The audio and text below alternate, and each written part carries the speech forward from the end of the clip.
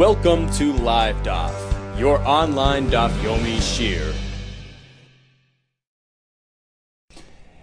Shalom Aleichem and welcome back to today's Daf, Yevamos Pei. We're on Ayin Testament Beis on the last line. In the Mishnah we spoke about a saris, a fellow who's unable to bear children and therefore ineligible to do chalitza or yibum. Now we're going to focus specifically on the saris chama, a fellow who's been that way since day one. He was born with that condition, with that hormonal imbalance, which does not allow him to bear children. And this fellow, at least according to Rabbi Akiva, since he never had a moment of potential childbearing, it was not sha'as ha'kosher. He was born that way from day one.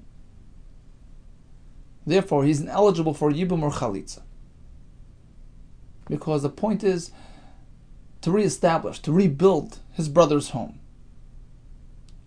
He's not that type of person. Whoever had that ability. Likewise, a fellow who passes away without children, but he himself was a saris chama,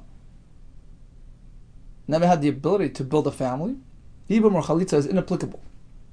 Says the Gemara, Hechi dami saris chama. What do we mean saris chama? And as we learned yesterday, chama is the exposure to sunlight, meaning he was never exposed from the first moment.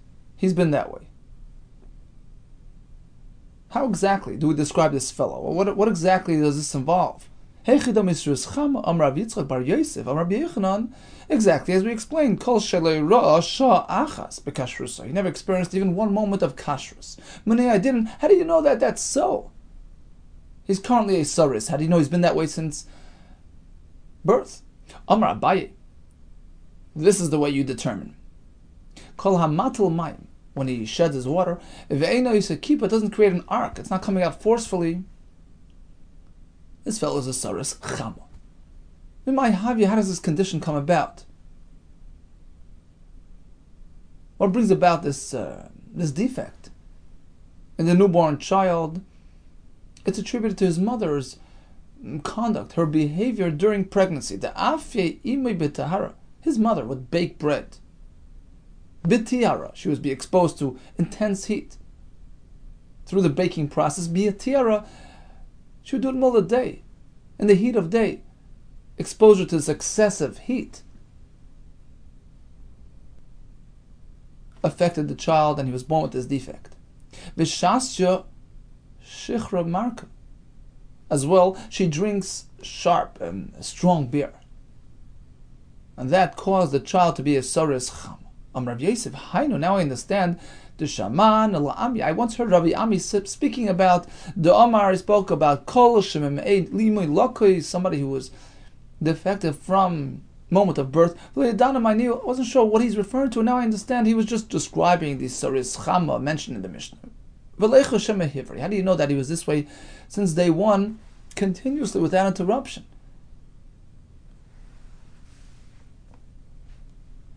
Meaning, maybe he's been that way since way back. He is that way currently, but maybe sometime in the middle, this condition ceased to be there. He got healthy for a short moment, in which case he had a shasa kleisha. He had a moment of potential childbearing, in which case, according to Rabbi Akiva, he's included in Yibum. Maybe he recovered somewhere in the middle. Answers the Gemara, there's no reason to suspect that this happened. Since initially he experienced this condition, and Soifai currently he's still experiencing it. We're not concerned that sometime in the middle, unbeknownst to us, he made a quick recovery but then relapsed. It's unlikely. There's a chazaka that it was a continuous condition. Masav Rav Mari, is that so? We just assume it was continuous without any interruption. Rabbi Chanina ben Antignois Omer. Here's a halacha in Maseches Bechoros. An animal, a bechor, who has a mum, can be shechted outside the mikdash. Suppose he developed an eye ailment, so some sort of sickness in his eye. Boit kin oisei sholosh pa'amim b'toich shmonim yom. that condition has to be present for 80 days, and you check it intermittently. You check it at the beginning of the 80 days, at the end, and in the middle. You don't say, well, beginning and the end is okay. It has to be a constant examination. You have to constantly observe that condition to ensure that there was no recovery in the middle. There you go. Beginning and end is not sufficient. Perhaps there was a turnaround in the middle. Why is Saris different? Big difference. Lachad Ever Chayshinan. When speaking simply about a local condition in one Aver, like an eye, yeah, there can be a turnaround, a recovery, and a relapse. But lekule gufa lechashina, but Saris is a comprehensive, all-encompassing condition. Rashi calls it machmas choyli kol hagufu. It's a serious hormonal imbalance. It doesn't just turn around without us noticing it. So we're not choishish for that. If we started to end it in this way, we're not choishish that somehow there was a recovery in the middle, which we haven't noticed. Okay, so we discussed Saris Chama, born with this condition. According to Rabbi Akiva, he had no Sha'as HaKosher. He never lived through a moment of kashrus, and therefore he's excluded from Yibum, from Chalitza, whereas according to Rabbi Eliezer, the other Tan in the Mishnah, he works based on other guidelines. He says the determinant factor is not Sha'as HaKosher, rather it's whether or not this fellow can be healed. And actually, a Saris Chama can be healed, as opposed to a Saris Adam. It was by way of human interference. In that case, it's a permanent condition. So according to Rabbi Lezer, Saris Chama has Yibum or Chalitza. Rabbi Lezer Omer Loi Kivichu V'Raminhu. Really? According to Rabbi Lezer, a Saris Chama has Chalitza. Listen to this brisa, which seems to tell us otherwise. Ben Esrim Shana. This fellow is 20 years old, way past bar mitzvah. We don't notice any pubic hairs, any indications of maturity of adulthood. So he's still a katan, right? Until when does he remain a katan? Unaccountable for his actions. Until when? He's already 20 years old. Perhaps he's never going to show shtei saris. He's unable to bear shtei saris. Perhaps he is a saris who's experiencing this condition, who has this severe hormonal imbalance. So what do? We prove it as such. Yaviu right, they should prove Shuhu ben Estrim, that he's exactly 20. Take a look at his birth certificate. He's already 20, Vuha Saris, and exhibiting signs of a Saris, which the Gemara later will list for us. In that case, he is labeled as a Saris. Lo Choylitz v'lo miyabim, no Chalitza no yibim. Likewise by the Isha, except by her we call it an islandess. She has her own hormonal imbalance. She doesn't present like an ordinary, conventional, standard female. Bas Estrim, she's already 20, Saris, without the signs of maturity. So until when is she a Ketana?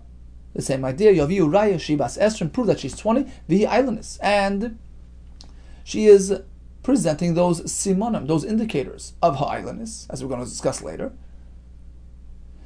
And therefore, lo yichayletzes lemiseh bemis.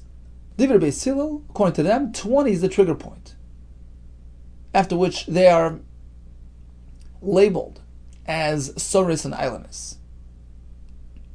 So going forward, they're already considered adults with respect to all the halachas in the Torah. So it's either or. Either you present shtei saris at the conventional route of attaining godless, or you've proved beyond a shadow of the doubt that you are a saris or an islandess who can't produce shtei saris, so we have an alternate route for you. Alternate system. Present yourself as a saris, as an islandess, show those indicators, and now you've been labeled a saris, an islandess, and you have a din of a gadol. But you still can't do yibum or chalitza because you can't rebuild a family, as we discussed. At what age does this happen? At what age can you be labeled as a saris? 20. According to Beishami, whether it's the Isha, 18 is the perfect age to determine their status. Rabbi Lezer Omer, he takes a middle route. Hazachar, when it comes to a man, we have to wait until 20. Kedivre Beis Hillel, until 20. Until then, you don't know. He hasn't really fully matured. Once he hits 20, you see what he's all about. It's time to determine his status. When it comes to a woman, Kedivre Beis Shammai, it works according to Beis Shammai 18. Typically, a woman matures earlier than a man. She becomes Bas Mitzvah a year before the man. So her status is discernible 2 years earlier. Bottom line is, it's Rabbi Lezer speaking. The Tana Rabbi Lezer. And what is he telling us? That a Saris Chama, a fellow born with this hormonal situation, can't do Chalitza or Yibam. And now Mishnah, he tells us he can because he has refuah. Amar Rami Bar Dukuli Amar Shmuel. Certainly there's a steer, and we have to say Chazar by Rabbi Lezer. Rabbi Lezer changed his mind. The question is, which way did he change his mind? May Hai Hadar Bey. Did he revert from what he said in the Mishnah? Or the Bryce? Tashma. We're going to bring it right from another Bryce which is consistent with our Mishnah and proves that the refuah determinant, that criterion, is what carries the day according to Rabbi Lezer. Tanya Rabbi Lezer Eimer. Siris Chama Choylitz v'chotzin li'ishtay. You know why? Because he has hope. Shekain b'minon, because people with this type of situation, misrapen, they would attain refuah b'Alexandria shel Mitzrayim, which was the bastion of civilization at that time. That's where they would go for good medical treatments. In any case, it's clear that Rabbi Lezer holds refuah carries the day, and therefore a Siris Chama can do chalitza. Rabbi Elazar Eimer, this is the Amira, he says no, lo'ilam lo'ihadar bey. There was never a stira to begin with. Never. Rabbi Lezer always and still holds the potential for recovery is what really determines his halacha. And as Siris Chama, born that way, naturally, does chalitza because he can still recover from his condition. Well, the question was, what about this brisa, which starts discussing the saris who can't do chalitza, and Rabbi Lezer comes and sort of supports that. He provides his own, age limitations, but seems to be going along with the halacha that a saris chama isn't eligible for chalitza. No. V'chitnana hilin einshin itmar. And that brisa, Rabbi Lezer was speaking about labeling this fellow as a saris with respect to punishing him, meaning, at what point is he accountable for what he does? You see, a saris has two issues. He's not a gadol, right? And therefore unaccountable for what he does. He's like a katan in that respect. And number two, he can't do yibum or chalitza. Rabbi Lezer, although seems had appeared, was going along with the halacha of chalitza and yibum in that brisa. That's untrue. Because a saris chama, according to Rabbi Lezer, who has refuah in Alexandria, can do chalitza. He was focusing on a specific aspect of the saris. The katan aspect, the einshin aspect, the accountability aspect. A saris chama is also a katan because he's not a developed person. He's not achieved maturity, and that's what Rabbi Lezer was referring to. Itmar. Here comes the interesting shaila. So this fellow's past bar mitzvah, no shtei saris. We don't see godless. We don't see adulthood or maturity. Wait until 20, and we see on him that he's a saris. He exhibits all the signs of a saris. What happens in the interim between 13 and 20? Or in the case of the girl, according to Rabbi Lezer, at least it's between 12 and 18, because 18 is the trigger point. Itmar. Ochal chelev miben 12 v'yom echad. So she ate chelev. Didn't avera between 12 and 18. Ad ben shmoina esrei. V'noil de boy simon isris. Then you see the simon of sris. Even if later you find there two saras, it doesn't sway it one way or the other, because she has been established and determined that a sris was an islandess. This is Taisa speaking, by the way. Taisa said we're speaking about the girl and the islandess. It's irrelevant. The concept is all the same. Whether it's 18, 20, boy, girl, it's still the same question. Let's say they did something wrong. It did not vary between the two numbers, between 12 and 18. After which, they have been determined as saris or islandess. Does it go retroactive or is it going forward? Until now, we treated them as a katan. But now that it's been determined that they are a saris, which, as we explained, is an alternate route you can take to maturity. You're never going to display proper signs of maturity. You're a saris. Does it happen backwards? Does it happen retroactively? Limafreya? Okay, so then we'll treat you as a gadol from way back, from 12. Or is it going forward? Rava Amar Nasas Rismafreya. It's a retroactive process. It's been determined that you've turned into an adult at 12. We hadn't known about it until now. But now it's been determined that this was the route you were taking all along, and you were really a g'dayla at 12. Just you haven't showed it, because you were an islandist. But now we understand why. Because you weren't able to show Simone Gadol, but really you're a g'dayla from then, and therefore you get an einish for what you did between 12 and 18. Shmuel Amar no. Katan Hoyabais Shah. He was a katan until now. Going forward, you're a gadol, but not until now. Maskef Rav Yosef Rav. He asked the kasha to Rav that it's retroactive. If so, islandist Rabbi Meir Yehilo Knas. We know that a person interacts with a nara. He forcibly interacts with her. He pays a knas, a penalty. Now, this is specific to a nara. Until 12 you're a ktana, from 12 to 12 and a half you're a nara, 12 and a half and on you're a beigeris, you're past that point. The Mishnah later tells us, actually a Mishnah in Ksubas, an islandess, this type of isha with the hormonal imbalance, never earns a knas. According to Shittas, Rabbi Meir holds that knas doesn't apply to a ktana, only a nara. Okay, that's the background to this halach. What do you mean? According to Rav, even an islandess who's been determined later on to be an islandess, that determination works retroactively. And therefore, if this incident occurred between 12 and 18,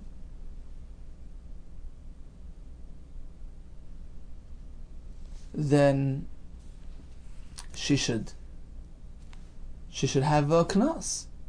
If it happened between 12 and 12 and a half. That's the point of Narus. We didn't know about it until now. We thought she was just a knana, but now that she's developed into an islandess, and this applies retroactively. So we treat her like a regular Isha. From 12 to 12 and a half, she's a Nara. Only Abai responded to Rav Yosef's kasha. That's a good kasha, but mikatnusa yotza labaga.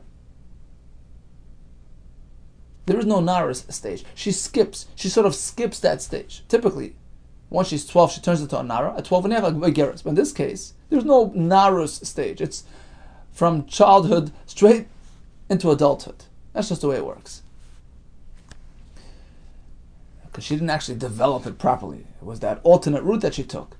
So it jumps from Katnus to Bagrus, Mikatnusa Yatza, Lebeger, and therefore there is no Na'arus stage at all, and Knas is not applicable.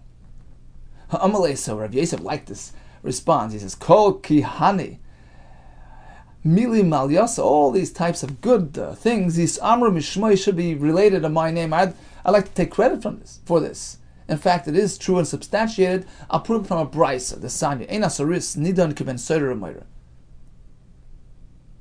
There's his son who rebels against his parents. A Ben Soider Remoira, but he's a Saris. We don't treat him as such. Levisha Ein Ben Soider Remoira Nidan.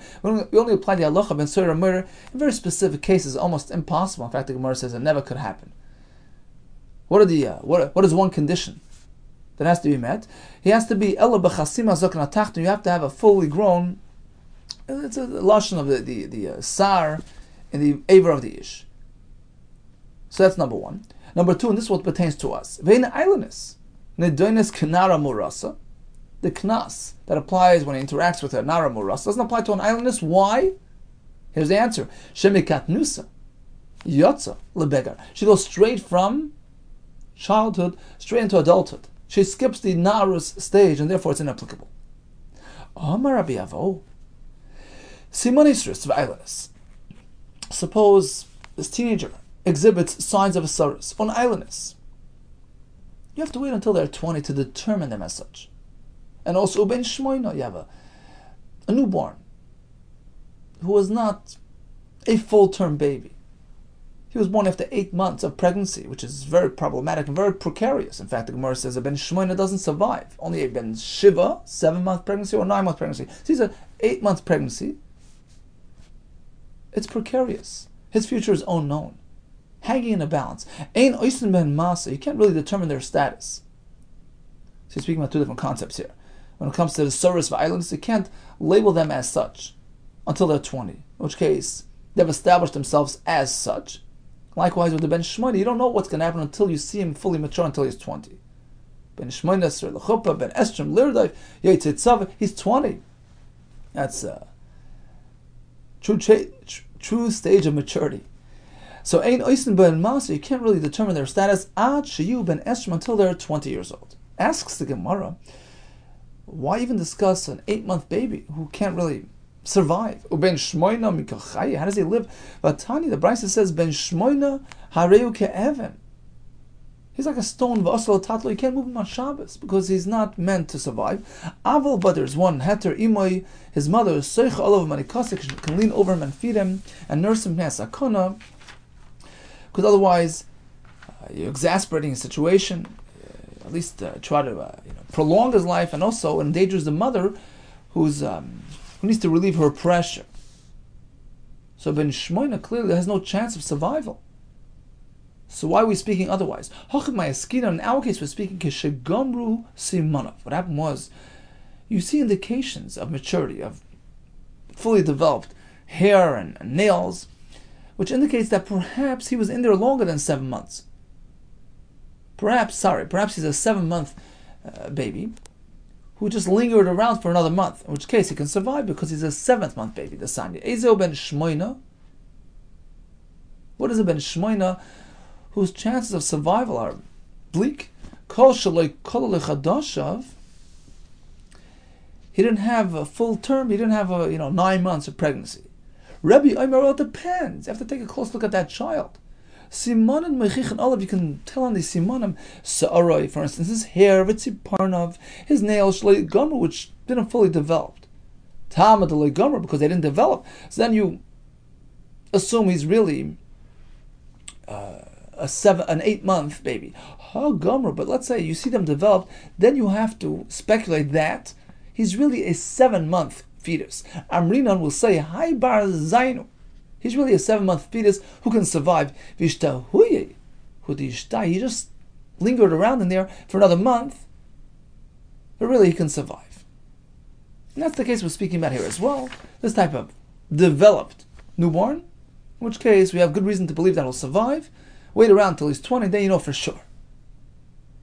So Rebbe is the one that holds the shita that we suggest that there was a shehiyah in there. If so, how do we explain the halacha that Rava to Sva did? He passed in halacha l'maisa in a case where bi'isha shalach bala l'mdina sayam, a woman whose husband traveled out of town for a full 12 months. He waited around ad reisei, he only came back after 12 months, and then she had a baby. Va'achshrei, Rava says the child's okay. What do you mean? There was no husband around. How can you attribute the child to the husband? After 12 months? Kiman ke Rebbe. Apparently he was following Shittas Rebbe, the Amar, who holds that at times mishtai. Yes, the child could linger in there. So perhaps he was really a 9-month baby, and Rashi says he waited around 3 months until he came to visit the world. Mishtai, that's Shittas Rebbe. So Rabbi Tesfo was paskin like Rebbe, in contrast to the Chachamim. Why would he follow a Shittas Yochid against the Rabbim? Answers the Gemara, we found another shita that concurs with this. Given the Ikar Rabban Shimon ben Gamliel, we have another shita, the Amar, who also concurs with this. He says Mishtai. There was a concept of lingering around before birth. Ki Rabbim Avad, so he followed the majority. I mean, he found the Rebbe and Shimon Gamliel. It's a din of a Rabbim. He was able to follow that shita, the Sanya. What do we find? Rabbi Shimon Gamliel. Brisa says Rabban Shimon Gamliel Omer Kol Sheisha Lamed Yoim Ba'adam Ein Nefel. You have a baby born, regardless of when he was born, full term, even 8 months into pregnancy, would not survive. But if he lives after birth for at least 30 days, apparently he's not a nafel. He's viable. He'll survive. I was speaking even about an 8th month baby. How could that work? Apparently, we'll apply this theory that the child is really a 7-month baby, lingered around, and therefore he will survive. Tana Rabbanon, as promised, let's go back to the list of simanim of the Soros and the Eilinus. Ezo Soros Chama. How does the Soros Chama present himself? Kol Shu Ben Esrim. He's already 20. We don't see these signs of maturity. We don't see the pubic hairs. Even if he developed them after 20, it's too late. We treat him as a Soros with respect to all the halachas that we mentioned. Now he has to present certain signs, certain indicators of Soros. We have a long list, which all are reflective of his hormonal imbalance. He has no beard. The hair that he does have is very thin. Smooth skin. Another sign is his memiraglaim. His urine doesn't really create that foam. When he sheds water, it doesn't create that arc. His shechva zara is of a thin consistency. Some add his memiraglaim doesn't really spoil. They give another sign when he bathes in the winter. There's no steam coming from his flesh. Rabbi Shimon Lezer, it's also voice related. He has like a light voice. You can't tell him that he's a man. He doesn't have a male voice. It sounds more like a lady than a man. So these are simanim presented by a Soros. Now Tosfos asks, we're speaking about a Soros Chama from birth, but not all these things are discernible from birth. So he says, yeah, it's true. When these things become applicable, that's when we test it. Some things are there from day one, but some things develop as we go along. So whenever that concept is applicable, we test it, and it just feeds into the earlier siman and sort of accumulates to give us that full list, which allows us to determine that this was there from birth. Ve'ezoi Eilinus, on the other side of the Mechitza, we have the Eilinus. What does she present? Kol Sheyibas Estrim, she's already 20, without the 2 saris. Even if she presents them after 20, she's treated like an Eilinus. What are the simanim of the Isha? She had no breast. She has a difficult time interacting with a man. Rabban Shimon Gamliel Omer, he adds another thing called She'en Shipulei Ma'ayim Kenoshim. It doesn't have that slight protrusion above the Makam of Erva, which is typical to women. Rabban Shimon Elazar Omer, so according to Rabbi Shimon Elazar, we add the voice indicator as well. So by the man, he sounds like a woman. By the woman, she sounds like a man. She has a thick male-sounding voice, which makes it difficult to discern that she's a woman. So we have a long list of simonei sris. Now, are all needed, or one is enough? Once again, a machlekes. It's mar simonei sris. Rav Huna Amar, it's a package deal. Ad sheyeh kulam, all or nothing. You have to exhibit all those signs. Rabbi Yehuda Amar, no, afilu be'echad mehem, even one is enough. Explains the Gemara. Hey, Chodehevi base saris bezaken. When you see shtei saris in a zaken, so he's showing some sort of signs of normalcy.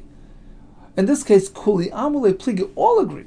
Even Rabbi Yechanan, da'and sheyu kulon, you have to exhibit all the other signs in order to be considered a saris, because you have something to show for yourself.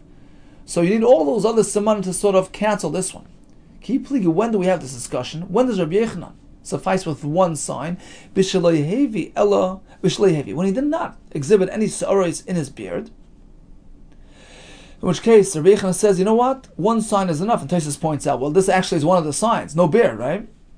So basically what he's saying is, if there's no beard, that's it. That's all you need. Asks the Gemara. Eloha, if so, how do we understand the story? The Amar Lahu Rabba Baravol Rabban. Rabba tells the other Rabbanon, I want to send you on a mission. I knew Bei Rav Nachman. Go investigate Rav Nachman in the bathhouse. If indeed there is steam emanating from his flesh, then I can determine that he's not a saris, because he's lacking that sign of saris. I'll give him my daughter. He's a perfect son-in-law. Now apparently Rav Nachman presented other simanim. In fact, the Gemara soon will tell us he didn't have a beard. So he presented that question mark. He raised the red flag as to his status. He had other simanim, but Rabbi says, look, let's see if he has all these simanim. If indeed we check off the entire list, then he's a saris. Otherwise, he's okay. Kiman Rav Huna. Is this following Rav Huna, who says all or nothing? Until he presents all his simanim, he is not to be labeled a saris. According to Rabbi Yehuda, one sign is enough. No, that's not the case. Rav Nachman sichi de dikna. Havile sichi is like a peg. He had some sort of hair remnants, hair indicators in his, not proper hair, but some sort of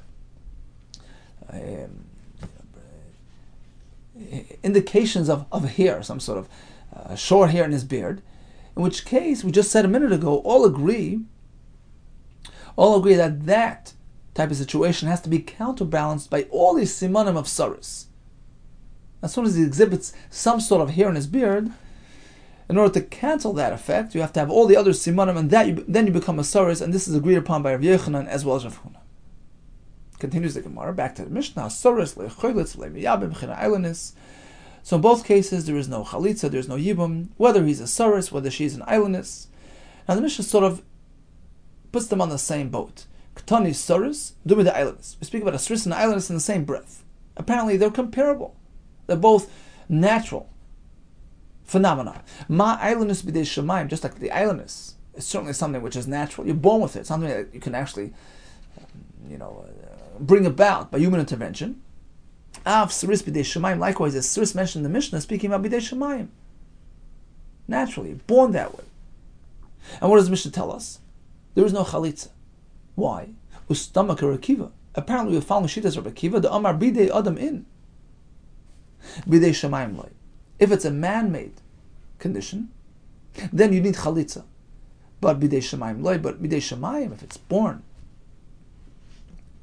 and it's natural, then he had no shasa kosher, which case he's excluded from the halacha of yibum or chalitza. That's the stam in the Mishnah, lefi shitas Rabbi Akiva.